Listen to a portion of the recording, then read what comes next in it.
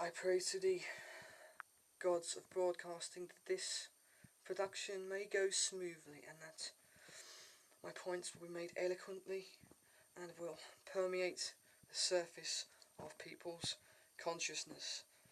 Oh, excuse me, I was just praying to the broadcasting gods, as that is what largely I work within. But I have also worked within other fields. In the past, I was in the Navy, and I sorely regret the fact that I did not know about the interesting world of typology at that time. In the Navy, unsurprisingly, I was treated as a piece of metal that had to be stamped into the right shape. Or we can say, as with my comrades, I was an uncut diamond that, rather than being honed into something more attractive, was hammered into a rather distorted crystal ball that would roll in a certain direction. What more analogies shall I come up with? The Navy, I don't wish to put it in a bad light, but if one wishes to express themselves creatively, as we INFPs are supposed to wish to, I would say avoid the Navy, unless you really like uniforms. So, being stifled by the claustrophobic atmosphere, I decided to attempt to be an artist of some kind. I had always held a great interest in fine arts and creative writing. So I found a particular aesthetic institution that promised to improve both of these areas. As a side interest, as I mentioned, I'm a broadcaster. As a side interest, I did a pirate radio show, semi-legally, via the internet and via various other means I won't go into detail about. Shortly, I would say about 2 years. I started the broadcasting thing whilst I was in the Navy. I didn't get to do it as often as I would like, but whilst in the aesthetical institution, which I shan't at this time name, I came into contact with a rather eloquent co-host.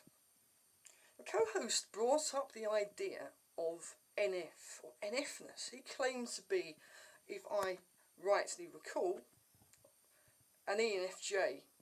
And I think the type fits him very well in both Myers-Briggs and the more elegant socionics. I found the institution, I'm going to go into detail, was very, very stifling. Within this particular aesthetical line, there were really 2 or 3 sociotypes. The majority seemed to be INFPs, and you would think that I would get on with them, but I wouldn't. Now, these particular INFPs, because of the, we can say, social demographic they existed within a certain subculture of aesthetical people who just wish to appear to be aesthetical people. They became rather like cartoons of INFPs. Now, there were also a great number of sci-fis who subconsciously, we could say vicariously, knew what INFPness was. And it's, I hate how that word sounds.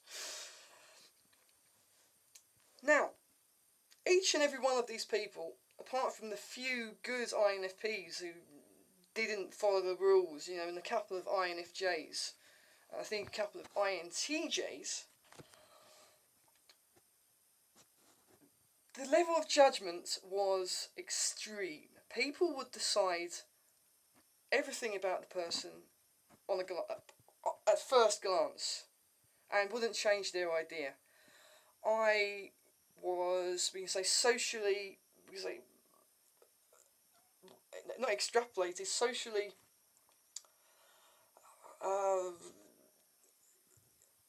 screened out, we can say, by this whole system. So, and well, as were the few INFPs and INFJs who didn't really study there just to pretend to be artists, and that's what people did. If anybody actually just wanted to create artwork, they were hot onto it. What they wished to create was a persona. They just wanted to be artists. They didn't want to create art. So I found this stifling. I found the broadcasting was a good outlet. It was something that none of them knew about. I kept it so secret for as long as I could. And, well, yeah, I preferred that to the whole aesthetical line. The interesting thing is that, well, what typology was for me wasn't for self-discovery. It was rather to see why people behave as they do. I held such hatred for these people that I wanted to find a way of kind of understanding them. It's really a case of intertype contrasts, so to speak, or conflicts, rather than that they're bad people deep down. They're actually very immature people. So, I've just got to rest my arm here. It's kind of, So this, what is typology to me? What do I use it for? I do it as a lens for authenticity. I want to see the truth. I won't allow people to live behind a false persona as these people did, as people within the military were forced to. They were forced almost to become the persona. I realised that within this sort of branch of broadcasting that people do create something of a persona, but I think that, oops,